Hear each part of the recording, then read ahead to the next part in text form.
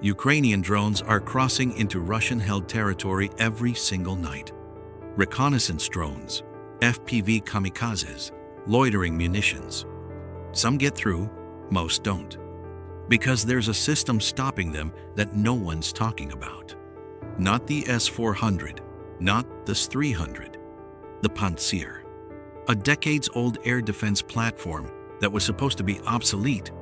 Instead, it's become Russia's most critical weapon in the drone war. When the war in Ukraine started, everyone focused on the big systems. The S-400, the S-300, the Patriots. Long-range, high-altitude, strategic air defense. But here's what changed everything. Drones. Not the big Bayraktar TB2s that made headlines in 2022. We're talking about cheap, mass-produced, expendable drones. FPV kamikaze drones, loitering munitions, reconnaissance UAVs flying at treetop level. Swarms of them. Dozens per day, sometimes hundreds. And suddenly, Russia had a problem. Because you don't use advanced long-range missiles to shoot down plastic quadcopters. So Russia turned to the Pantsir, a system most Western analysts dismissed as outdated. And that system became the backbone of Russia's counter-drone strategy.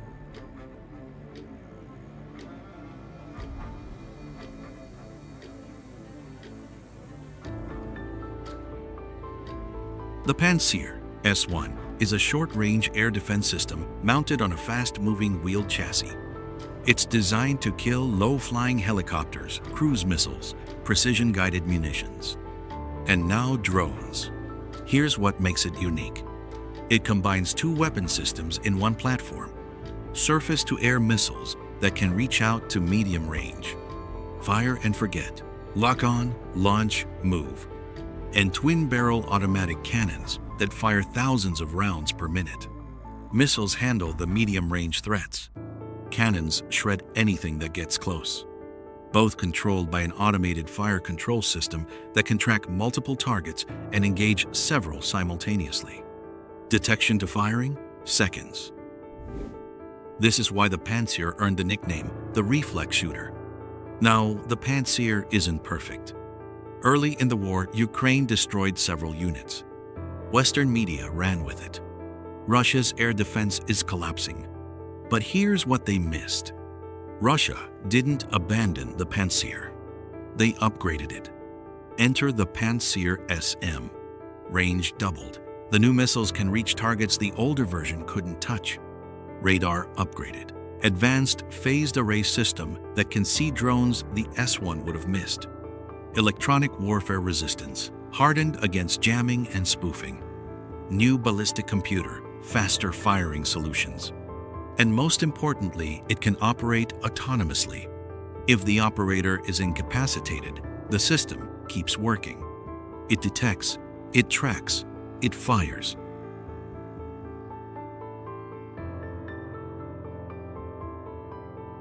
Here's how Russia is actually using it. The Pantsir doesn't work alone. It's the final piece in a layered defense system. 3 rings of protection. The outer ring, S-400 and S-300 batteries positioned far from the front. They destroy anything flying high or fast. The middle ring, Tor and Buk systems closer to the action. They catch what slips through. The inner ring, the Pantsir. This is where the drone war is won or lost. By the time a Ukrainian drone reaches this layer, it's already survived 2 gauntlets. It's low, it's fast, it's trying to hit something critical, and the Pantsir has seconds to stop it. This creates a brutal equation for Ukraine. Send cheap drones, the Pantsir kills them before they reach the target. Send expensive long-range weapons, the outer layers intercept them first. There's no clean path through. Let's look at what's happening right now. Every single day, Ukrainian drones attempt strikes on Russian-held positions. Command centers, supply depots, the Kerch Bridge in Crimea. And every single day, Pantsir systems are intercepting them. Recent reports from February 2026 show a dramatic increase in successful intercepts. In one night alone over Crimea, Russian air defense shot down over 36 drones in coordinated waves. In the Donbass, Ukrainian reconnaissance drones that used to operate freely are now being engaged the moment they cross into defended airspace. Near Belgorod, Pantsir systems are stationed permanently, shooting down incoming threats almost daily. The Pantsir was designed for the battlefield. Now it's being used for homeland defense. Not perfectly. Ukraine still gets through sometimes. But the success rate has flipped. The Pantsir's biggest advantage isn't the missiles or the cannons. It's the mobility. This system can fire, displace, and disappear in minutes. This is why Ukraine struggles to destroy Pantsir units now. They fire, they move, they hide. By the time a strike package arrives, the Pantsir is gone. Russian doctrine has adapted too. They're now operating Pantsirs in pairs. One system fires, the other provides overlapping coverage. If one gets hit, the other keeps working. Ukraine can't rely on mass drone attacks anymore, at least not in heavily defended zones. They're adapting. Saturation tactics, sending dozens of drones at once to overwhelm the defenses. Decoys, cheap drones that draw fire while the real threats slip through. Timing strikes for exactly when Pantsir systems are reloading. It's an arms race, and both sides are evolving fast. But for every adaptation Ukraine makes, Russia adjusts. More Pantsir units deployed, better coordination, faster reload times. The Pantsir-SM is the product of those lessons. What does this mean for the bigger picture? First, the Pantsir is forcing Ukraine to rethink its entire drone strategy. The days of cheap drones flying freely over occupied territory are over. Now, every drone mission has to account for air defense. Second, the Pantsir is a blueprint for future conflicts.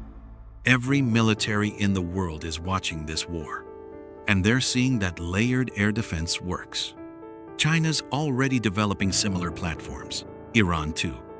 Even NATO is rethinking its short-range air defense doctrine. Third, the Pantsir proves that older systems can stay relevant.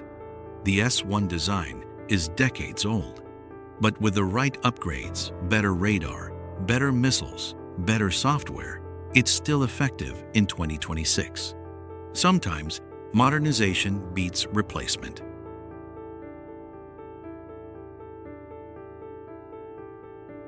Here's what's happening on the ground right now.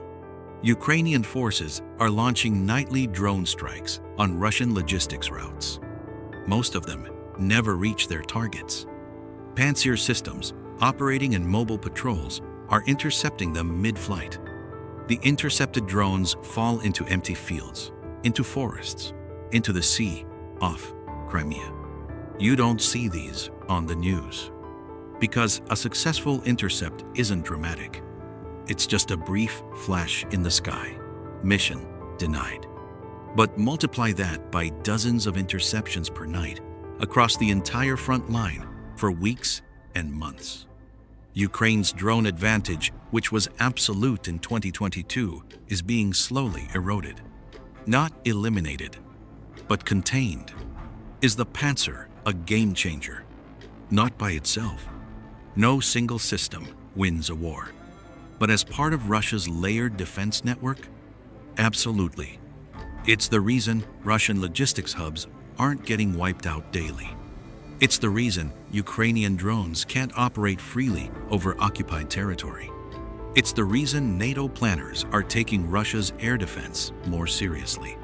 Because while tanks and artillery dominate the headlines, wars are also won by denial. Deny the enemy air superiority. Deny them targeting data. Deny them freedom of movement. The Pantsir does all three. The drone war over Ukraine isn't over. It's escalating. Ukraine's building better drones. Russia's building better defenses. And somewhere in the middle, the Pantsir-S1 and SM are holding the line. Not because they're invincible, but because they're fast, mobile, and effective enough to matter. In modern warfare, effective enough is often all you need. Because the goal isn't perfection, it's survival. And right now, every night, as interceptions light up the sky over Crimea, over Donbass, over Belgorod, the Pantsir is surviving. And more importantly, it's working.